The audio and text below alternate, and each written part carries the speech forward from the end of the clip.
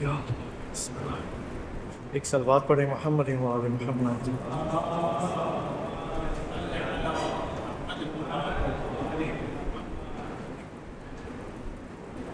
اعوذ باللہ من الشیطان الرجیم. بسم اللہ الرحمن الرحیم.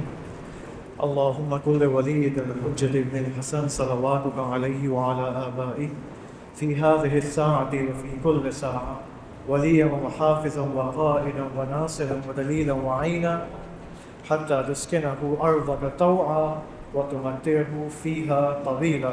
صلوات پڑھیں محمد وآل محمد.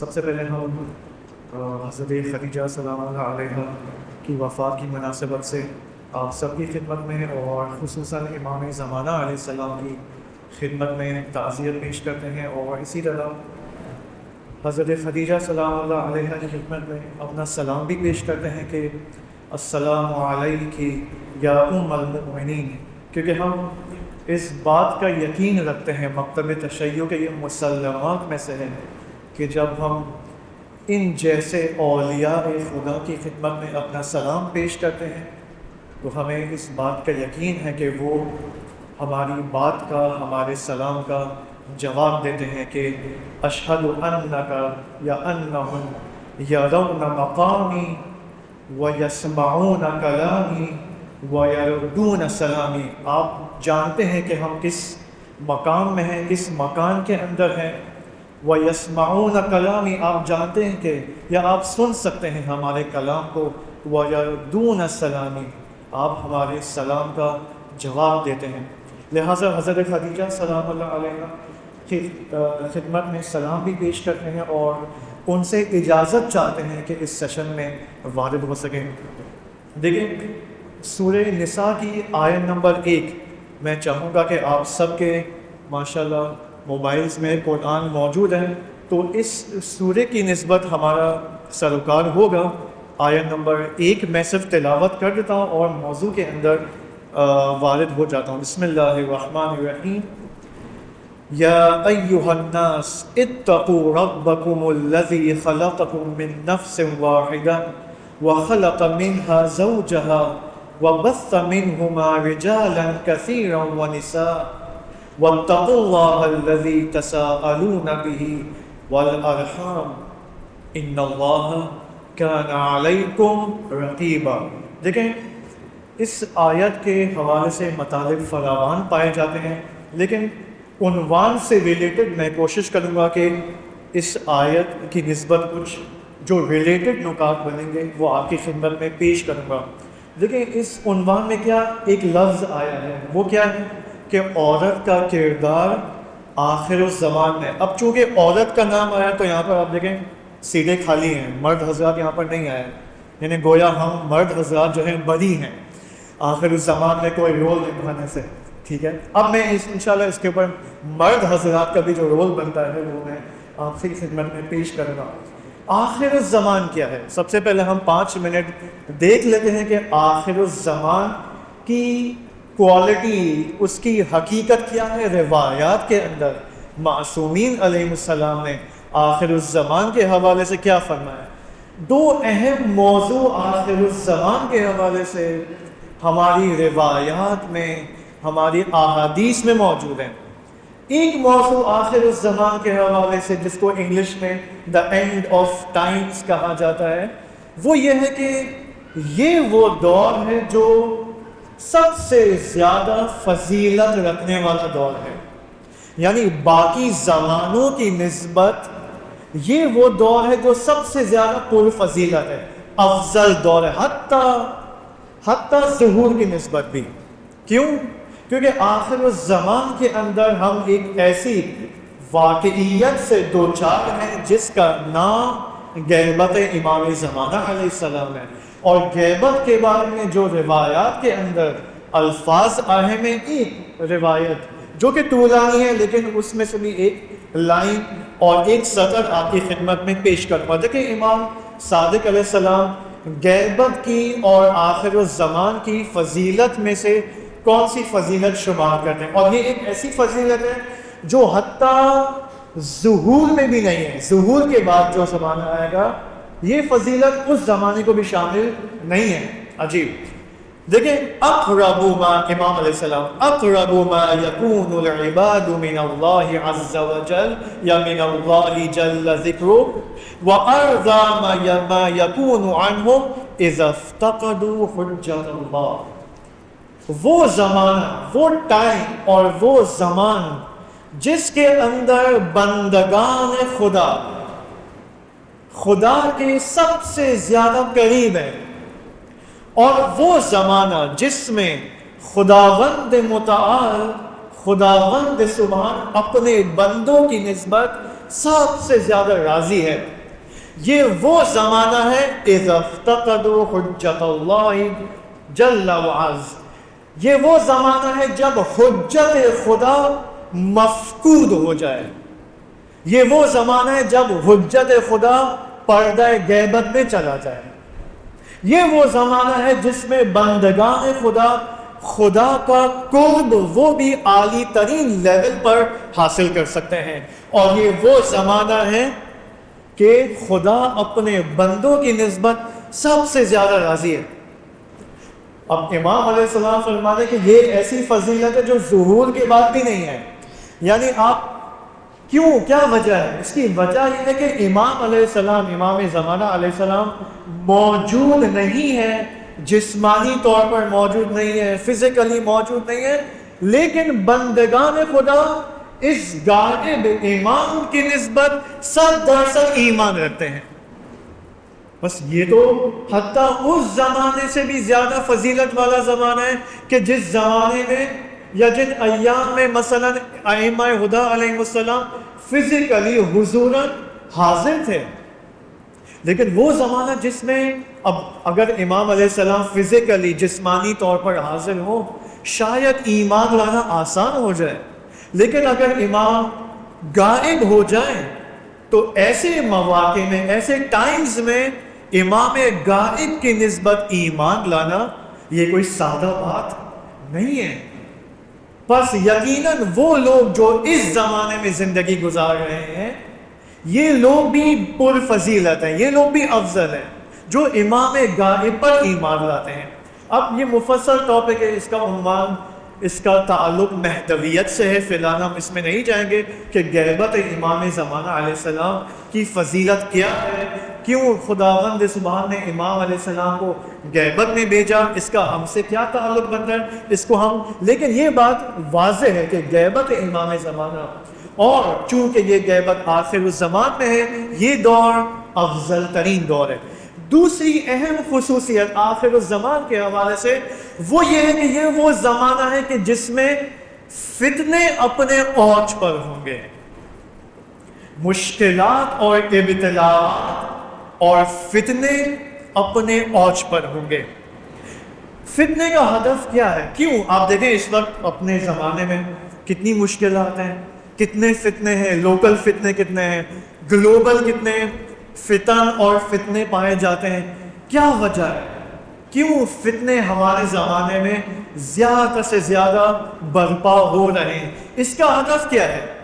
اس کا ہدف یہ ہے کہ لوگ، اور ہم سب لوگ سے مراد کوئی پلانٹ نیپٹیون کی تو نہیں ہے مخلوق، ہم سب لوگ ہی ہیں، ہم لوگ حق اور باطل کی تشخیص میں اپنے آپ کو اوج پر لے جائیں.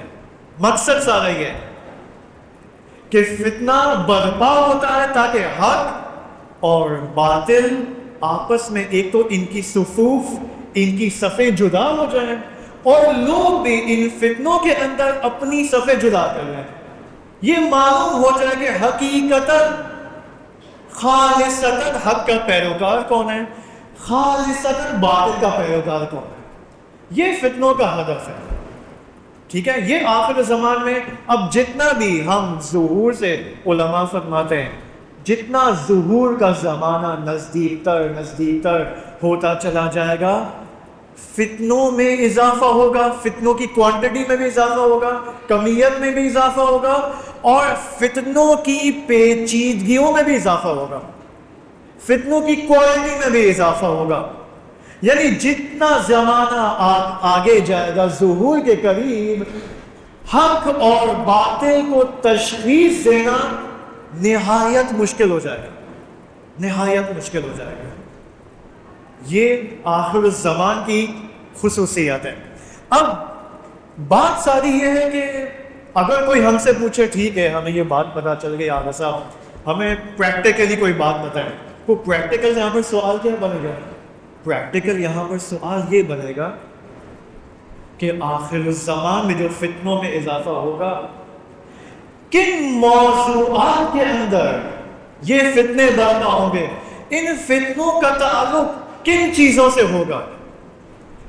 آخر الزمان کے حوالے سے جو روایات آئی ہیں اور ہمارے علماء نے، مفسرین نے، محدثین نے جو اس وقت موجود ہیں حوزہ علمیہ قوم کے اندر اور دیگر حوزہ علمیہ کے اندر، انہوں نے جو مہدویت اور آخر الزمان سے مربوط روایات کو جب انالیسس کیا، تجزیہ و تحلیل کی، انہوں نے یہ نتیجہ نکالا کہ آخر الزمان کے اندر دو ایسے موضوعات ہیں کہ جس پر دشمن اپنی ساری کنسنٹریشن متمرکز رکھے گا۔ دشمن کا سارا تمرکز ان دو موضوعات پر ہوگا، اور اگر اہل ایمان ان دو موضوعات کے اندر سرخرو ہو جائیں، یعنی ان دو موضوعات سے ریلیٹڈ جو فتنے برپا ہوں گے، اگر اہل ایمان ان فتنوں کی نسبت یعنی کامیابی سے باہر آ جائیں تو اینڈ آف ٹائمز اور آخر الزمان کے اندر ہی کامیاب ہو سکتے ہیں۔ سوال وہ دو موضوع کون سے ہیں جو روایات کے اندر آئے؟ ایک موضوع عورت یعنی زن، خاتون، اور دو جوان، یوتھ۔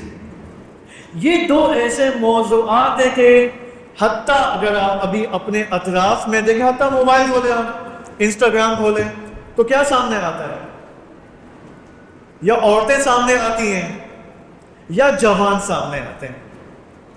عورت اور جوان یہ دو ایسے موضوعات ہیں کہ دشمن ان کو اٹھائے گا، لوگوں کو اور اہل ایمان کو بے ایمان بنانے کے لیے۔ صحیح، ایمان سے بے ایمان بنا دینا۔ ہم لوگ اپنی زبان میں کیا کہتے ہیں؟ یار ایمان سے، ایمان سے، ایمان سے، بار بار ایمان کا نام لاتے ہیں۔ وہ ایمان بہت حساس موضوع ہے۔ ایمان وہ سینسٹیو ٹاپک ہے کہ اگر ہم نے اس کے اندر اپنے وجود کی نسبت، اپنے وجود کے اندر ایمان کی نسبت اگر ہم سینسٹیو نہ ہوئے تو آخر اس زمان میں ممکن ہے ہم بے ایمان ہو کر دنیا سے جائیں۔ بہت زیادہ پاسبلٹی ہے، کوئی گارنٹی نہیں ہے۔ اب میں آپ کو مثالیں دوں گا تو آپ کو اندازہ ہوگا۔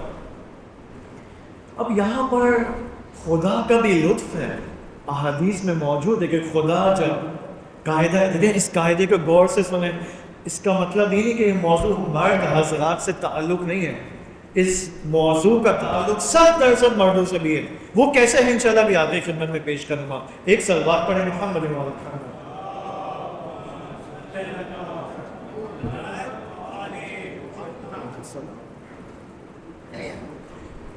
وہ یہ ہے کہ آپ دیکھیں عورت اور جوان، وہ قاعدہ کیا ہے؟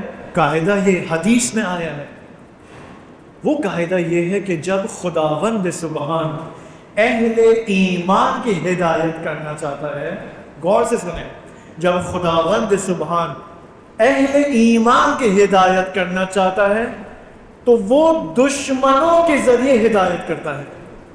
کیسے؟ آپ دیکھیں آپ کے زمانے میں دشمن کس چیز کے اوپر متمرکز ہے؟ وہی موضوع سبب ہدایت بن سکتا ہے۔ یعنی اگر دشمن لوگوں کے درمیان، اہل ایمان کے درمیان اختلاف ایجاد کرنا چاہتا ہے تو اس کا مطلب ہدایت کس میں ہوگی؟ مجھے بتائیں جی، مزید تفریقے میں ہوگی؟ کس میں ہدایت ہوگی؟ سوال کر رہا ہوں میں، اتحاد میں، کیونکہ تفریقے کا اپوزٹ کیا ہے؟ اتحاد ہے، یونٹی ہے۔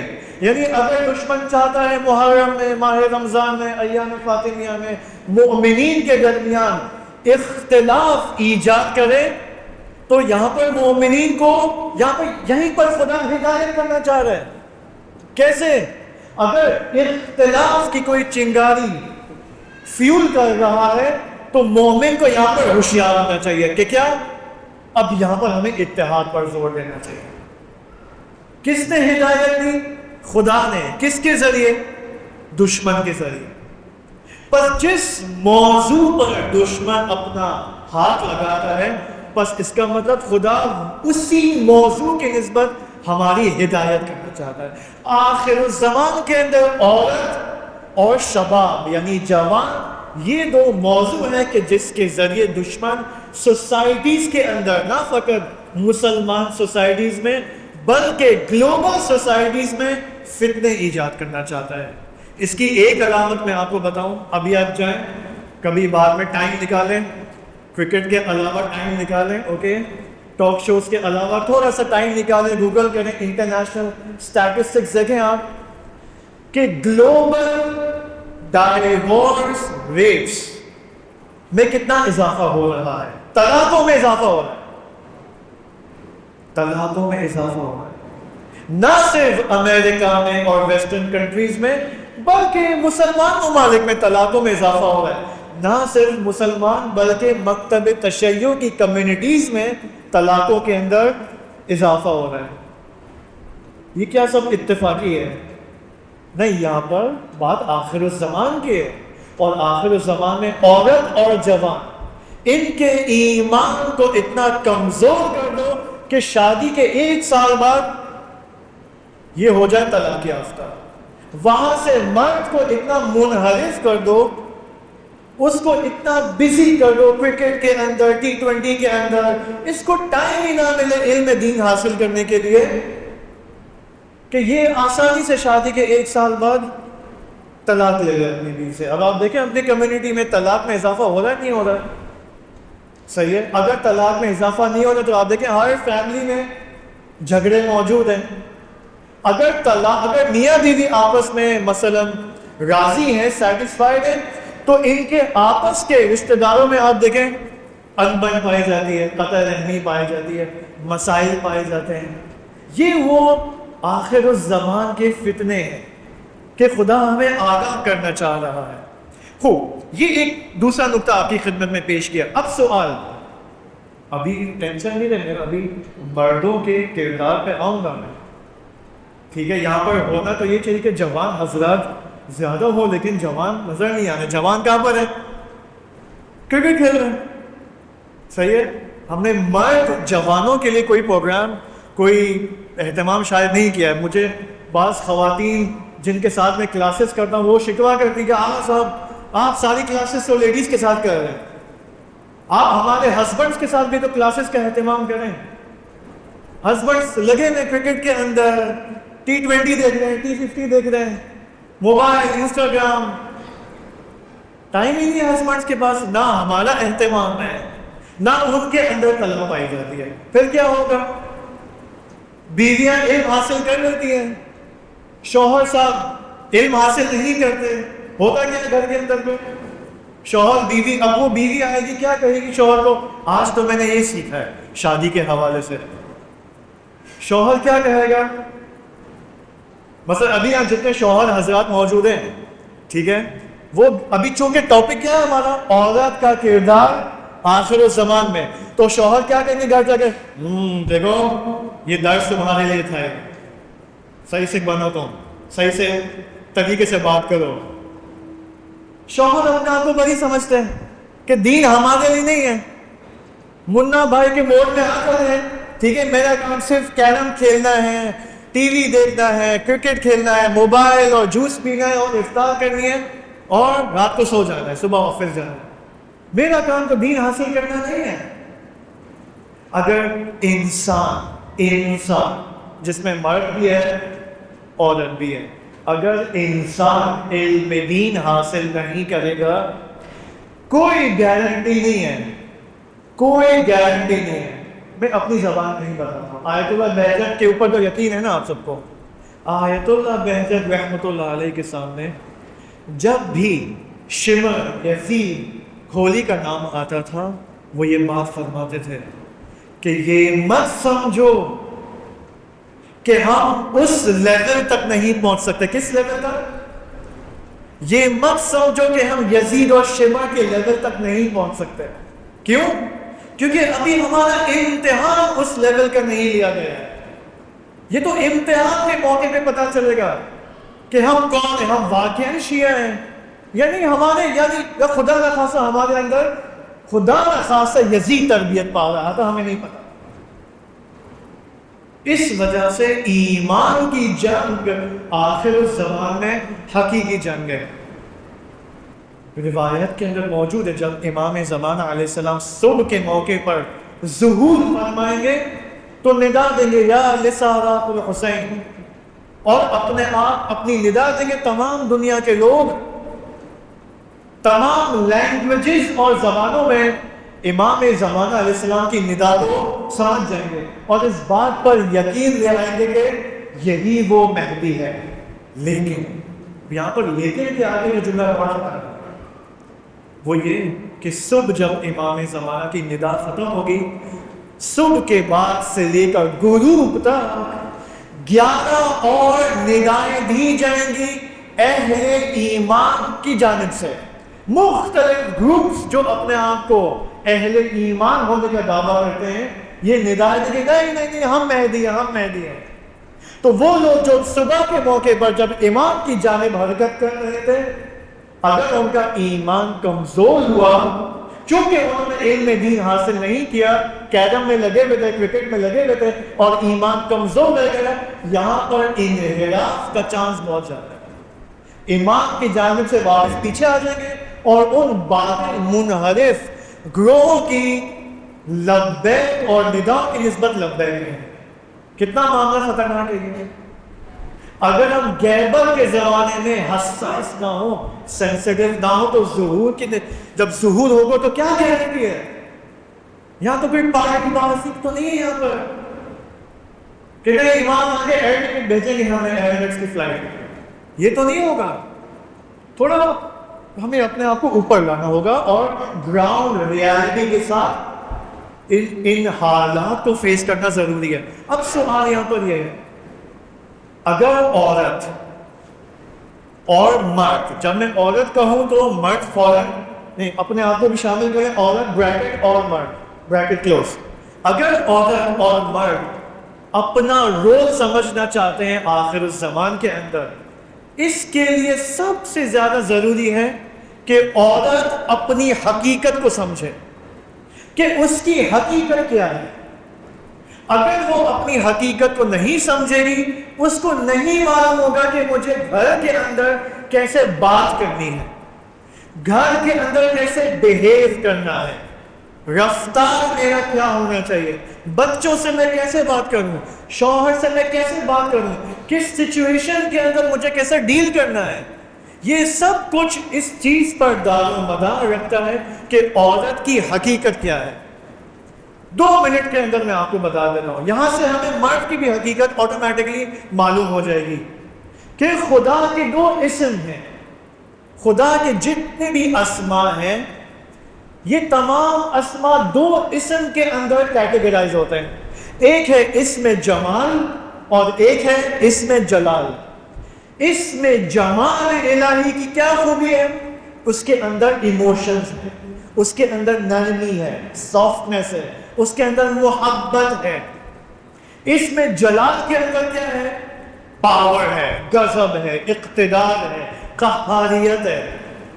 للہ الواحد القہار. قیامت کے اندر خدا اعلان کرے گا کفار کو کہ آج خدا واحد قہار کی، یعنی خدا کی جو جلالیت ہے وہ کفار کی نسبت، کفار کے سامنے قیامت کے اندر آشکار ہوگی. خوب، اگر عورت کی کیا حقیقت بن جائے گی؟ عورت کے اندر کون سا اسم الہی موجود ہے؟ آپ بتائیں، جلال یا جمال؟ اسم جمال. مرد کے اندر کون سا اسم الہی حاکم ہے؟ جلال. اب چونکہ عورت اور مرد، اب اگر اس میں جمال حاکم ہے ایک عورت کے وجود کے اندر تو عورت کو گھر کے اندر کس چیز کو آشکار کرنا چاہیے؟ جی، غصے کو، جلالیت کو، محبت کو، نرمی کو، ایموشنز کو. یہ عورت کی خوبی ہے. اگر خدا نے عورت کو اس جمالی اعتبار سے، جسمانی اعتبار سے زیبا خلق کیا ہے تو ایموشنلی بھی عورت زیبا ہے. بات کرنے کے انداز میں بھی عورت زیبا ہے. لیکن کیا کر رہے ہیں social media in star plus اور ہم ٹی وی اور جیو ٹی وی کے ڈراموں کا، کہ مسلسل کوشش کر رہے کہ عورت کو اس کے جمالی پہلو سے منحرف کیا جائے اور اس کو جلال کی طرف زیادہ اٹریکٹ کیا جائے. لہٰذا آپ دیکھیں، کسی نے وہ پاکستانی ڈرامے کی کلپ مجھے بھیجی تھی، تو اس میں شوہر نے اپنے بیوی کو تماچا لگا دیا. اچھا، میں دیکھ رہا ہوں تماچا، عورت نیچے دیکھ رہی ہے، اچانک اٹھتی ہے، اپنا سر اونچا کرتی ہے اور مرد کو بھی ایک تماچا لگا دیتی ہے. یہ کیا ہے؟ یہ عورت کو جلالی بنانا. اگر عورت، دیکھیں، عورت کا جمالی ہونا یعنی یہ اس کی فطرت ہے. مرد کا اللہ نے اگر مرد کو اس میں جلال سے خلق کیا ہے تو یہ مرد کی فطرت ہے. اچھا، کیا مرد کو گھر کے اندر جلال سے پیش آنا چاہیے؟ جمال سے پیش آنا چاہیے. لیکن عموماً مرد چونکہ اپنی حقیقت سے آتا نہیں تو کیا جلال سے پیش آتے ہیں.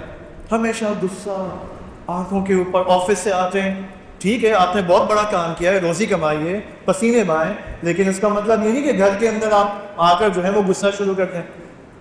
نہیں، گھر کے اندر جمال، خوبصورتی، نرمی سے پیش آؤ بچوں کے ساتھ، بیوی کے ساتھ.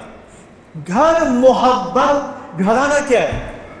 ہم کہتے ہیں نا یہ چیز ادارہ ہے، وہ ادارہ. گھر بھی ادارہ ہے. کس چیز کا ادارہ ہے؟ محبت کا ادارہ ہے. ڈسٹریبیوشن آف محبت. تمام گھریلو ممبرز، فیملی ممبرز کا کام ہے کہ ایک دوسرے کے ساتھ محبت کے ساتھ پیش آئے. تب جا کر اس کا اثر کہاں پڑے گا مجھے بتائیں. اگر گھر کے اندر محبت کا ماحول ایجاد ہو گیا تو اس کا اثر کہاں پڑے گا؟ اس کا اثر معاشرے پہ پڑے گا. یہ محبت گھر والوں کے ساتھ کیا کرتی ہے مجھے بتائیں. اور نفرت اور جلالی پنا کیا کرتا ہے گھر کے اندر. اگر انسان گھر کے اندر فقط جلالی، بیوی بھی جلالی ہے، مرد بھی جلالی ہے، بچے بھی آٹومیٹکلی جلالی تربیت پائیں گے. پلے اسٹیشن کے اندر آپ دیکھیں گنز کی گیم ہے، کال آف ڈیوٹی ہے، یہ ہے، وہ بھی سب جلالی. اگر گھر جلالی بن جائے تو مجھے بتائیں اس گھر کے جو اعضاء ہیں، فیملی ممبرز ہیں، ان کے درمیان اتحاد ہوگا یا تفرقہ ہوگا آگے جا کر؟ 90% چانس ہے گھر آپس میں بڑھ جائے، آپس میں متحد نہیں رہ پائے. اور اگر گھر کے اندر عدم اتحاد ہو تو لامحالہ معاشرے کے اندر بھی تفرقہ اور عدم اتحاد ہو. معاشرے کے اندر فساد، فحشا، نفرتیں، کلنگز، کیوس کا ماحول بن جائے گا. کہاں سے شروع ہوا؟ گھر سے. یہ جتنے بھی آپ کو موبائل سنیچرز، کرمنلز آپ کو نظر آتے معاشرے کے اندر، مشکل کہاں پر ہے؟ گھر کے اندر. گھر کے اندر محبت کا ماحول نہیں. مجھے ڈر لگ رہا ہے ایسا ہو کہ میں باہر کا اور موبائل، لیپ ٹاپ سب میرے گئے. ٹھیک ہے، اللہ خیر کرے.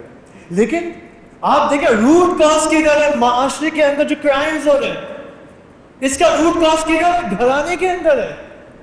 اور کیا یہ ہمیں جچتا ہے، ہم جو مکتب اہل البیت علیہ السلام، حضرت خدیجہ سلام اللہ علیہ کے پیروکار ہیں، کیا یہ ہمیں جچتا ہے کہ ہم اپنی بیوی بچوں سے جلال اور نفرت سے پیش آئیں، غصے سے پیش آئیں، غضب سے پیش آئیں؟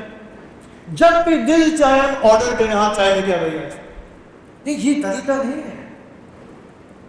بیوی بھی انسان ہے، اس کے اندر اس میں جوان ہے. اگر ہم بیوی کے ساتھ، وائف کے ساتھ محبت سے پیش آئیں گے تو کیا ہوگا؟ خدا بھی ہم سے محبت کے ساتھ پیش آئے گا۔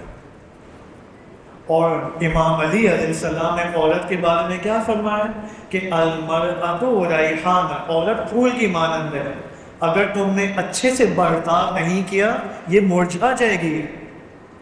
اور اگر عورت ہرٹ ہو جائے، ناراض ہو جائے تو خدا ناراض ہو جائے، یہ ذہن میں لگے مرد حضرات خصوصاً۔ یہ ایک بات۔ اب گھر اور گھرانے کے حوالے سے یہ بات ہمیں معلوم ہو گئی کہ گھرانہ یعنی محبت کا ادارہ۔ اب بات ساری کیا ہے؟ اس کا نتیجہ تو ہم نے یہ تو دیکھ لیا معاشرے تک پہنچتا ہے، لیکن اگر ہم حدیث میں دیکھیں تو معاملہ اس سے بھی زیادہ ڈینجرس ہے، اس سے بھی زیادہ خطرناک ہے۔ وہ کیا ہے؟ میں حدیث آپ کی خدمت میں پیش کرتا ہوں، صلوات پڑھیں محمد مولانا۔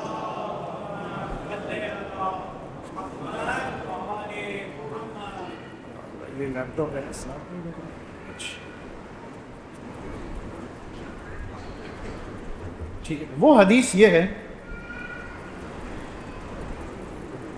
امام معصوم علیہ السلام فرماتے ہیں، غور سے سنیں، ان رحم آل محمد صلی اللہ علیہ وآلہ وسلم معلقۃ بالعرش یقول اللہم سل من وصلنی واقطع من قطعنی وہی تجری فی کل رحم۔ قیامت کے اندر سب سے پہلا ناطق کون ہوگا؟ ناطق سمجھتے ہیں؟ ناطق یعنی بولنے والا۔ سب سے پہلی مخلوق جو قیامت کے اندر بولے گی اس مخلوق کا نام ہے رحم۔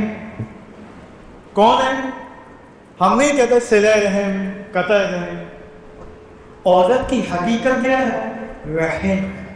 رحم سے کیا مراد ہے؟ رحم وہ حقیقت ہے کہ تمام رشتہ داریاں، تمام ریلیشنز، تمام نسبتوں کی بازگشت رحم پر ہوتی ہے۔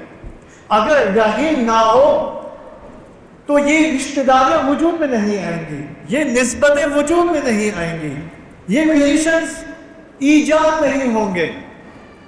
بس رحم کی بھی بازگشت کی طرف عورت ہے جو، اگر عورت ماں نہ بنے، اگر وہ کہے میں شادی کروں گی لیکن 5 سال تک مجھے بچے نہیں چاہیے، فیملی پلاننگ، ٹھیک ہے، تو کیا ہوگا؟ نسبتیں ایجاد نہیں ہوں گی، ریلیشنز ایجاد نہیں ہوں گے، فیملی سسٹم نابودی کی طرف جائے گا۔ اگر شادی ہو اور بچے نہ ہو، اور شادی ہی نہ ہو تو کیا ہوگا؟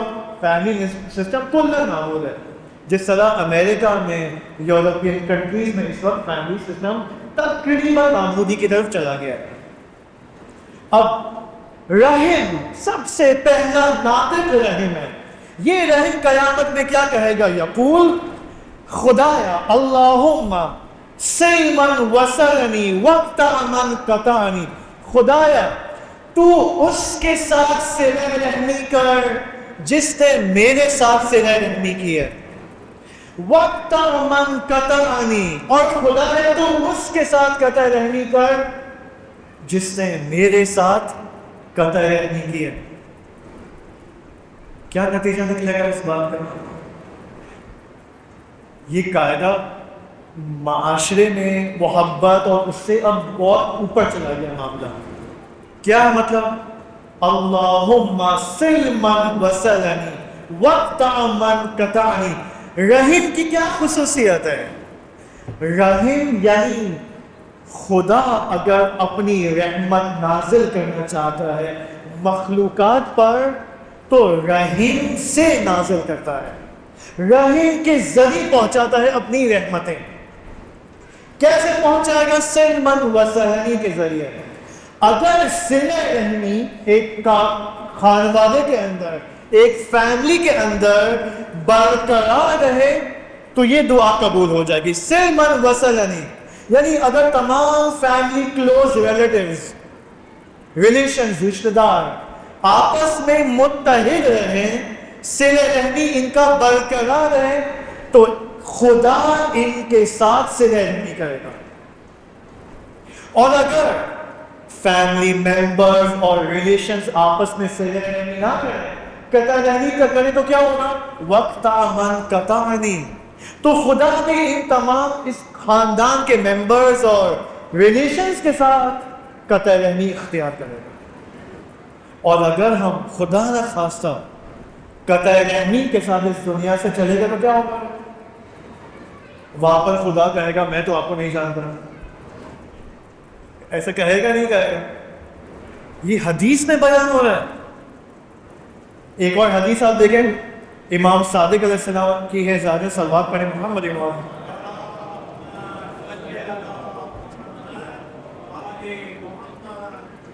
بس ہم 5-10 منٹ اور کریں گے۔ دیکھیں یہ حدیث، یہ جو صلہ رحمی کا جو موضوع ہے، انتہائی اہم موضوع ہے۔ اس کا تعلق آخر الزمان سے بنتا ہے، اور چونکہ محبت کا مظہر ہے تو عورت کا یہاں پر وظیفہ بنتا ہے، رسپانسبلٹی بنتی ہے کہ ایسے زمانے میں جس کو آخر الزمان کہا جاتا ہے، جس میں دشمن اس چیز پر سوشل میڈیا کے ذریعے، ڈراموں اور فلموں کے ذریعے اس چیز پر اصرار کر رہا ہے کہ خاندان اور خاندانی ممبرز اور رشتہ دار آپس میں ان کے درمیان نفرت ایجاد ہو، تو یہاں پر ایک مومنہ خاتون کا بنیادی وظیفہ بنتا ہے کہ چونکہ خداوند سبحان نے اس کو اس میں جمال الہی سے خلق کیا ہے، تو اس کا وظیفہ ہے کہ تمام خاندانی اعضاء کے درمیان محبت کو پھیلائے۔ یہ ایک عورت کا وظیفہ ہے آخر الزمان میں۔ مجھے آپ ایک بات بتائیں، کامن سینس کی بات ہے، کیا امام زمانہ علیہ السلام ایسے معاشرے میں قدم رکھیں گے جہاں پر اکثر مومنین آپس میں نفرت سے پیش آتے ہیں؟ کبھی نہیں۔ ایسا معاشرہ جس میں ایک تو ہر خاندان کے اندر نفرتیں پائی جاتی ہیں، پھر خاندان سے بڑھ کر مومنین کے درمیان نفرتیں پائی جاتی ہیں، اگر نفرتیں نہ بھی ہو اتحاد بھی نہیں پایا جاتا، اور ایسا معاشرہ جس میں مومن علماء کے درمیان بھی اتحاد موجود نہیں، ایسے معاشرے میں امام زمانہ قدم رکھیں گے؟ فارسی میں کہتے ہیں امکان ہے تو ہے، پاسبل نہیں ہے۔ امام ایسے کیونکہ حدیث میں علماء فرماتے ہیں کہ آخر الزمان میں اگر دین کو سپریڈ ہونا ہے، پھیلنا ہے، یہ محبت سے پھیلے گا۔ دین محبت سے پھیلے گا آخر الزمان کے اندر۔ پس عورت کا وظیفہ یہاں پر ایک واضح ہو جاتا ہے۔ خصوصاً آپ دیکھیں اس آیت کے اندر جو میں نے آپ کے سامنے تلاوت کی، اس کے بعد وہ حدیث پیش کروں گا اور آپ کی زحمات تمام۔ وہ آیت کون سی تھی؟ سورہ نساء آیت نمبر 1۔ اگر موبائل پہ دیکھ سکتے ہیں تو دیکھیں، اس سورہ کے اندر دیکھیں 2 تقوی کا ذکر ہوا ہے، 2 تقوی۔ دیکھیں، یا ایھا الذین، یا ایھا الناس اتقوا ربکم، یا ربکم، تقوی اختیار کرو۔ کون سا تقوی؟ اپنے رب کا تقوی۔ یہ ایک تقوی ذہن میں رکھیں، اس کو آگے چلیں اسی آیت میں۔ واتقوا اللہ، دوسرا تقوی، اور اس تقوی کو اختیار کرو، اللہ کا وہ تقوی اختیار کرو، الذی تساءلون بہ والارحام۔ یہاں پر علامہ طباطبائی رحمۃ اللہ علیہ تفسیر المیزان کے اندر ایک بہترین قاعدہ بیان فرماتے ہیں۔ وہ یہ فرماتے کہ یہ جو دوسرا تقوی ہے، واتقوا اللہ الذی تساءلون بہ والارحام، ارحام وہی صلہ رحمی ہے، ارحام بلڈ ریلیشن۔ کہتے ہیں یہ جو الارحام کا جو لفظ ہے یہ عطف ہوتا ہے اللہ سے، یعنی واتقوا اللہ والارحام، وہی تقوی جو ہمیں اللہ کا اختیار کرنا ہے۔ اللہ کا تقوی کس لیول کا ہوگا؟ اپنے آنچ پر، اسی اوج کا تقویٰ تمہیں اپنے ارحام اور فیملی ممبرز کی نسبت اختیار کرنا ہے. تقویٰ رب، تقویٰ ارحام، یعنی جو ارحام کا خیال نہیں رکھتا، ارحام کو چوٹ پہنچاتا ہے، یہ متقی نہیں. اب آپ مجھے بتائیں، ارحام کی نسبت تقویٰ اگر ہمیں اختیار کرنا ہے تو سب سے لوئسٹ لیول آف تقویٰ کیا ہے؟ اگر آپ مجھے کہا ٹھیک ہے ہم سمجھ گئے، تقویٰ اختیار کرنا ہے ارحام کی نسبت. اب آپ ہمیں بتائیں کہ پہلا لیول آف تقویٰ کیا ہے اگر میں اپنے فیملی ممبرز کی نسبت حاصل کرنا چاہتا ہوں، ایجاد کرنا چاہتا ہوں. دیکھیں یہ حدیث مبارک جو کہ امام صادق علیہ السلام فرماتے ہیں،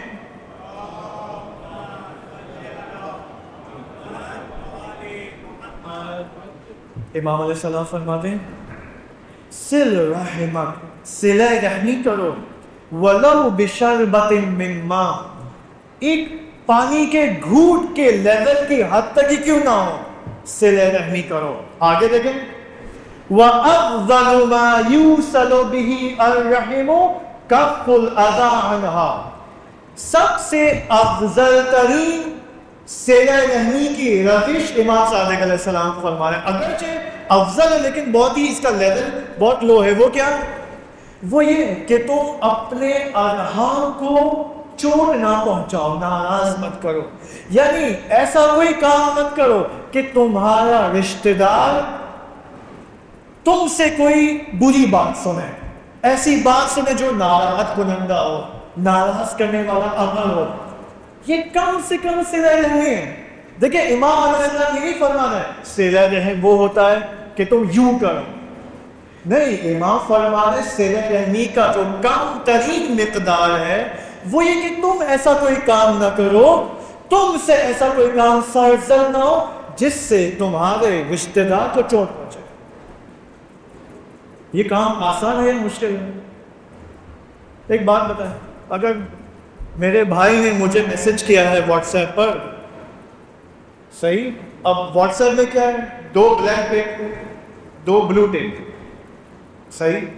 اب میرا بھائی مجھے 2 ہفتے بعد مجھے میسج کر رہا ہے، میں یہاں دیکھ رہا ہوں، میں کرکٹ کا میچ دیکھ رہا ہوں، اس کا میسج آیا، اس نے مجھے سلام کیا ہے، 2 بلیک ٹیک آ گئے. میں نے کھول کے دیکھا اس کو بلو ٹیک پہنچے نہیں پہنچے. میں کہا آدھے گھنٹے بعد کو جواب دوں گا، کرکٹ چل رہا ہے. یہ کیا ہے؟ اگر وہ ناراض ہو گیا تو یار میرا بھائی مجھے جواب نہیں دے رہا، اگر بعد میں اسے پتا چلے، اگر میں اس کو کہوں میں تو بہت بزی تھا اس وجہ سے میں نے آپ کو جواب نہیں دیا، اگر اس کو پتا چلے میں جس کام میں مشغول تھا وہ کیا تھا، کرکٹ دیکھ رہا تھا، پلے اسٹیشن کھیل رہا تھا، میں یہ کوئی کام ہے جس کی وجہ سے میں اپنے بھائی کے میسج کا جواب نہ دوں؟ ہم کتنی روزانہ ان چیزوں میں مبتلا ہوتے ہیں، ایسا ہے نہیں. لہٰذا اب ہمارا ٹائم چونکہ ختم ہو رہا ہے، میں نے صلہ رحمی کا موضوع حتیٰ ائمہ ہدیٰ علیہ السلام نے، اگر آپ اجازت دیں گے وہ حدیث میں بیان کر دوں گا، ٹائم نہیں ہے تو سوال جواب شاید ذہن میں بیان ہو جائے. وہ یہ کہ صلہ رحمی کے لیے اگر کوئی قدم اٹھائے تو اس انسان کو 100 شہید کا ثواب ملے گا. 100 شہید، آپ اندازہ لگائیں شہید کون ہوتا ہے؟ راہ خدا میں جاتا ہے، بندوق اٹھاتا ہے، پسینے بہاتا ہے، خون بہاتا ہے اور اپنی جان کا نذرانہ پیش کرتا ہے. صلہ رحمی کے لیے جو ایک قدم اٹھائے اسے 100 شہید کا ثواب اور اجر ملتا ہے. یعنی وہی اثر، اب اس کے لیے ہمیں یہ معلوم ہونا چاہیے کہ شہید جب اپنی شہادت کا نذرانہ پیش کرتا ہے تو اس کا اثر معاشرے میں کیا پڑتا ہے. جب وہ اثر ہمیں معلوم ہوگا تب ہمیں صلہ رحمی کی ویلیو اور قیمت کا اندازہ ہوگا. صلوات پڑھیں محمد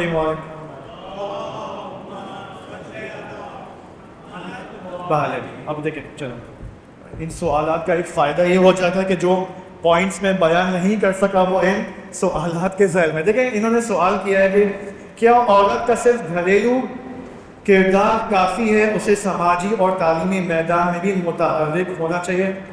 100% 100%. اب میں نے آپ کو کہا تھا نا کہ مردوں کا بھی کردار ہے. بھائی یہ سب مردوں کے لیے, صرف خواتین کے لیے نہیں ہے. مردوں کا یہاں پر بنیادی کردار ہے. وہ کیا کہ عورتوں کی مدد کریں کہ اپنے فیملی ممبرز میں محبت کو پھیلا سکیں. اس محبت کو پھیلانے میں مردوں کا رول بنتا ہے کہ اپنی وائف, اپنی بیوی, اپنی بیٹیوں کی مدد کریں. مرد کوئی رکاوٹ ایجاد نہ کرے خواتین کے سامنے. مثلا آپ دیکھیں بعض وقت ہوتا ہے ایک خاتون ہے, خدا خاصا اگر اس کی بہن سے اس کا کوئی تعلق نہیں ہے, اور وہ اب اسے ارادہ کیا ہے کہ مجھے اپنی بہن کس سے ملنا جانا ہے. یہاں پر مرد اگر نہیں, کس سے تمہیں اجازت دی, میں تمہیں اجازت نہیں دوں گا. یہاں پر مرد رکاوٹ بن رہا ہے. ایک الہی فریضے اور الہی واجب کو کی ادائیگی میں یہ مرد رکاوٹ بن رہا ہے. خوب انہوں نے کہا سماجی اور تعلیم. بالکل, میں تو خود یہ بات آج کہنے والا تھا کہ کیوں ہماری خواتین پاکستان میں, کیوں ان کے لیے نماز جماعت کے اندر شرکت کرنے کا اہتمام نہیں رکھا گیا. کیوں؟ مرد الگ مخلوق سے ہے, الگ دنیا سے ہے کہ صرف مرد ہی نماز جماعت میں جائیں, نماز جمعہ میں جائیں, خواتین کو حق نہیں. نماز جمعہ کیا ہے؟ نماز جمعہ ایک اجتماعی معاشرتی عبادت ہے, سوسائٹل عبادت ہے. اس سوسائٹل عبادت میں مرد کو بھی شریک ہونا ہے. اس معاشرتی اور اجتماعی عبادت میں عورت کو بھی شریک ہونا ضروری ہے. تعلیمی اداروں میں عورتیں آئیں, کتابیں لکھیں, شاعری کریں, اسلامی شاعری کریں, اسلامی ناولز لکھیں. بہت سارے کام خواتین کر سکتی ہیں. کیا سوشل میڈیا کے ذریعے دین کی خدمت کرنا ایک مؤثر راستہ ہے؟ اور کیا یہ خواتین کے لیے؟ سوشل میڈیا میں اگر آپ یوٹیوب پہ جائیں اس وقت, سیاسی تجزیات اور پولیٹیکل انالیسس, دو مذہبی موضوعات کے اوپر ڈسکشنز پاکستان کے اندر کون زیادہ کرتا ہے؟ مکتب تشیع کے پوڈ کاسٹر زیادہ کرتے ہیں یا اہل سنت کے؟ جی کون آپ کو زیادہ ملتا ہے, اہل سنت کے ملتے ہیں یا مکتب تشیع کے؟ کہاں مکتب تشیع کہ جوانان, چاہے وہ خواتین ہو چاہے حضرات ہو, یوٹیوب چینل کھولیں, پولیٹیکل ٹاک شوز کروائیں, مذہب کے مختلف موضوعات پر خواتین آئیں, اپنا یوٹیوب چینل کھولیں. مشکل نہیں, نقاب کے ساتھ آئیں اگر زیادہ حساسیت ہے, لیکن آئیں. کیوں نہیں آتے؟ یا تو ساحل ندیم صاحب ہیں اہل سنت, یا کیسر احمد راجہ صاحب ہیں, یا دا پاکستان ایکسپیرینس ہے, یا سب اہل سنت ہے جو مذہبی موضوعات اور سیاسی موضوعات, یا جنید اکرم صاحب ہیں. شیعہ کیا ہیں؟ شیعہ لگا ہوا ہے نیاز سے بات کرنے سے, فقط نیاز. بھائی اس نیاز کو سوشل کرو, سوشل میدان میں لے کے آؤ. آیت اللہ بہاؤالدینی کا نام سنا ہے سب نے؟ حرم حضرت معصومہ سلام اللہ علیہ کے اندر ان کی قبر موجود ہے. وہ فرماتے ہیں کہ مجلس امام حسین علیہ السلام کے بعد جو نیاز کا اہتمام ہوتا ہے, یہ نیاز کا اہتمام بنیادی اثر رکھتا ہے. لیکن سوال, کیا یہ کافی ہے؟ کیا یہ کام کرنا میں نے اپنے دین کا حق ادا کر دیا؟ نہیں, مجھے سوشل میدان میں بھی آنا ہوگا, خواتین کو بھی سوشل میڈیا میں آنا ہوگا, مرد حضرات کو بھی آنا ہوگا. ابھی آپ پیسے یاد آ رہے ہیں, بہترین چکن ٹکا, اس میں خوب آپ آؤ, پیسے لگاؤ, کیمرہ ایکوپمنٹ, کسی مومن کو چانس دو, کسی یوتھ کو یوٹیوب کے چینل کھولنے, اس کی مدد کریں, انویسٹمنٹ کرو. یہ بھی تو دین کا کام ہے. امام مہدی علیہ السلام کے 313 ساتھیوں میں کیا خواتین بھی شامل ہے؟ بالکل. اور اس میں شامل ہونے کے لیے نوجوان خواتین کیا کریں؟ خوب سوال, نہ فقط نوجوان خواتین بلکہ ساری انٹیاں بھی تو کچھ کر سکتی ہیں. انٹیاں کچھ نہ کریں. میں واقع جہاں بھی میری آواز جہاں ہے, چاہے یہاں کی کمیونٹی ہو میں واقعہ مینجمنٹ سے تقاضا کرتا ہوں، کوئی بھی مینجمنٹ ہو، کہ بھائی نوجوانوں کے لیے تو ہم دینی کلاسز کا اہتمام کرتے ہیں، خواتین کے لیے کرتے ہیں، لیکن سوال، یہ جو 35 اور 40 سال کے جو مرد حضرات ہیں جو اپنے بچوں کو راؤنڈ ٹیبل کلاسز میں چھوڑتے ہیں، یہ ان کے لیے کوئی کلاس کا اہتمام نہیں ہے، ان کو دین کی ضرورت نہیں ہے؟ کیا ساس اور سسر کو علم دین حاصل کرنے کی ضرورت نہیں ہے؟ بڑی ہے اس چیز سے، ان کو کیا تربیت کی ضرورت نہیں ہے؟ جب ایک ساس سسر، انکل اور انٹی اور وہ 35 سال اور 40 سال کے جو ماں باپ ہیں جن کو 15 سال بعد یا 10 سال بعد مدر لو بننا ہے، ساس اور سسر بننا ہے، جب یہ تربیت یافتہ ہو جائیں گے تو اس گھر میں محبت ہوگی یا نفرت؟ محبت ہوگی، کبھی بھی جھگڑے نہیں ہوگے۔ ابھی کیوں جھگڑے؟ کیونکہ ساس اور سسر 20 سال پہلے جب جوان تھے بچوں کو کلاسز میں چھوڑتے تھے، خود جاتے تھے کرکٹ کھیلنے کے لیے، یا کرکٹ کھیلتے ہیں یا کرکٹ دیکھتے ہیں، لیکن دین تربیت نہیں، آقا صاحب مجھے نیند آ رہی ہے، یہ اس سے کوئی معاشرہ نہیں بنے گا۔ امام زمانہ علیہ السلام کو تربیت یافتہ ساس اور سسر چاہیے بھائی۔ 313 افراد میں سے ایسی خواتین، تقریباً 50 خواتین، 313 افراد میں سے 50 خواتین ہیں، اور 13 ایسی خواتین ہیں جو رجعت میں واپس آئیں گی۔ مثلا کون ہے؟ نسیبہ ان کا نام ہے، ام اسود ہے، حبابہ والدیہ ہے، یہ وہ خواتین ہیں جنہوں نے نبی اکرم کا دفاع کیا، یا یہ وہ خواتین ہیں جنہوں نے علم دین حاصل کیا اور ائمہ اطہار علیہ السلام کی شاگردی علم دین کے اندر۔ لہٰذا اگر خواتین چاہتی ہیں کہ وہ بھی اس صف میں آ جائے تو وہ بھی علم دین کو اب حاصل کریں، ایمان اور عمل صالح کو میں اضافہ کریں۔ اب یہ آخری سوال ہے، آقا صاحب میرا سوال صلہ رحمی، یہ رائٹنگ سمجھ میں نہیں آئی ہے کہ اگر کوئی خونی رشتہ دار آپ سے رشتہ نہیں رکھنا چاہتا، اگر کوئی خونی رشتہ دار آپ سے رشتہ نہیں رکھنا چاہتا اور ہم کوئی